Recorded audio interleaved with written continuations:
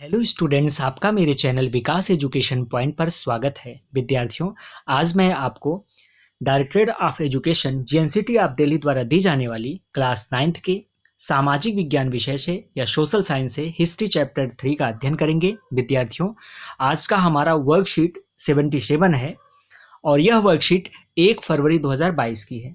आइए अध्ययन करते हैं। आज का हमारा टॉपिक है Nazism and the rise of Hitler 2, अर्थात नाजीवाद और हिटलर का उदय। तो आज बच्चों हम इस चैप्टर को पढ़ने वाले हैं, समझने वाले और प्रश्नों के उत्तर लिखने वाले हैं। विद्यार्थियों, प्रथम विश्व युद्ध के बाद जर्मनी, आइए देखते हैं। युद्ध का हर्जाना वाइमर गणराज्य पर थोपने से जर्मनी के लोगों में पराजय का अपराध बोध था। राष्ट्रीय अपमान के साथ हर्जाना चुकाने की वजह से आर्थिक स्तर पर भी वह अपंग हो चुका था। वाइमर गणराज्य में हिमायतियों को नवंबर के अपराधी कह करके उनका खुलेआम मजाक उड़ाया गया। इस मनोदशा का 30 के दशक के शुरुआती राजनीतिक घटनाक्रम पर गहरा असर पड़ा। अब समाज में सिपाहियों को आम नागरिकों के मुकाबले जो है ज्यादा सम्मान दिया जाने लगा। राजनेता और प्रचारक इस बात पर जोर देने लगे कि पुरुषों का आक्रामक, ताकतवर और मर्दाना गुणों वाला होना चाहिए। राजनीतिक जीवन में आक्रामक फौजी प्रचार और राष्ट्रीय सम्मान व प्रतिष्ठा के सामने बाकी सारी चीजें कम महत्व वाली हो गई थी। विद्यार्थियों, नए राजनीतिक विचारों का उदय। तो जर्मनी में भी रूसी क्रांति से प्रेरित होकर बहुत सारे शहरों में मजदूरों और नाविकों की सोवियतें बनाई गई। समाजवादियों, डेमोक्रेट्स और कैथोलिक गुटों ने वाइमर के राजनीतिक परिवर्तन के लिए प्रयास किए। स्पार्टकिस्टों ने जर्मनी में कम्युनिस्ट पार्टी की नींव डाली। इसके बाद कम्युनिस्ट, साम्यवादी और समाजवादी एक दूसरे के कट्टर दुश्मन हो गए और हिटलर के खिलाफ कभी भी साझा मोर्चा नहीं खोल सके। क्रांतिकारी और उग्र राष्ट्रवादी दोनों ही खेमे में रेडिकल समाधानों के लिए आवाजें उठाने लगे। विद्यार्थियों, आर्थिक संकट, आइए अब आर्थिक संकट के बारे में देखते हैं। जर्मनी ने पहला विश्व युद्ध मोटे तौर पर कर्ज लेकर लड़ा था और युद्ध के बाद तो उसे स्वर्ण मुद्रा में हर्जाना भी भरना पड़ा था। इस दोहरे बोझ से जर्मनी के स्वर्ण भंडार लगभग समाप्त होने की स्थिति में पहुंच गए थे। आखिरकार 1923 में जर्मनी ने कर्ज और हर्जाना चुकाने से इनकार कर दिया। जर्मन सरकार ने इतने बड़े पैमाने पर मुद्रा छाप दी कि उसकी मुद्रा मार्क का मूल्य तेजी से गिरने लगा। दिसंबर 1923 तक $1 में खरबों मार्क्स जो है मिलने लगे। जैसे जैसे मार्क की कीमत गिरती गई, जरूरी चीजों की कीमतें आसमान छूने लगी। इस संकट को बाद में अति मुद्रास्फीति का नाम दिया गया। जब कीमतें बेहिसाब बढ़ जाती हैं तो उस स्थिति को अति मुद्रास्फीति का नाम दिया जाता है। जर्मनी को इस संकट से निकालने के लिए अमेरिकी सरकार ने हस्तक्षेप किया। इसके लिए अमेरिका ने डॉब्स योजना बनाई। कौन सी योजना थी बच्चों? डॉब्स योजना। इस योजना में जर्मनी के आर्थिक संकट को दूर करने के लिए हर्जाना की शर्तों को दोबारा तय किया गया। जर्मनी में आर्थिक सुधार अमेरिका के लिए गए कर्जों पर आश्रित था।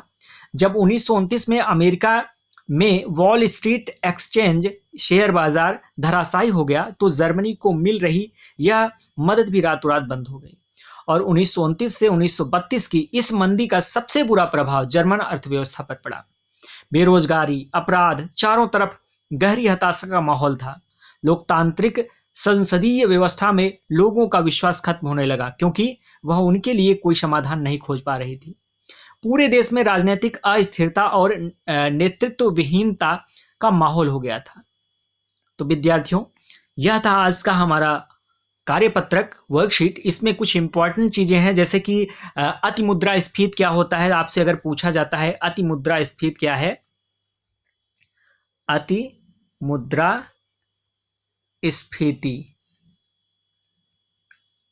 तो बच्चों अति मुद्रास्फीति जो है इसके बारे में इसको, ठीक है, अति मुद्रास्फीति क्या होता है? तो जब कीमतें बेहिसाब बढ़ जाती हैं तो उस स्थिति को अति मुद्रास्फीति का नाम दिया जाता है। जब कीमतें जो है बहुत ज्यादा बढ़ जाती हैं तो उसे हम, उस स्थिति को हम अति मुद्रास्फीति का नाम देते हैं। और अमेरिका के द्वारा जो एक योजना बनाई थी जर्मनी को संकट से निकालने के लिए, वो कौन सी योजना थी अगर आपसे पूछा जाएगा तो आप उसका आंसर देंगे डॉब्स योजना। ठीक है। उसके बाद जर्मनी के आर्थिक सुधारों के लिए जो कर्ज पर आश्रित था, ये जो है एक क्वेश्चन और बनेगा आपका कि 1929 में अमेरिका में जो है जो शेयर मार्केट में जो गिरावट आया, उसका जर्मनी पर क्या प्रभाव पड़ा। तो जो बहुत बुरा प्रभाव पड़ा था, बेरोजगारी, अपराध, चारों तरफ गहरी हताशा का माहौल था, जो है इससे जो है व्याप्त हो जाता है कहां पर, जर्मनी में।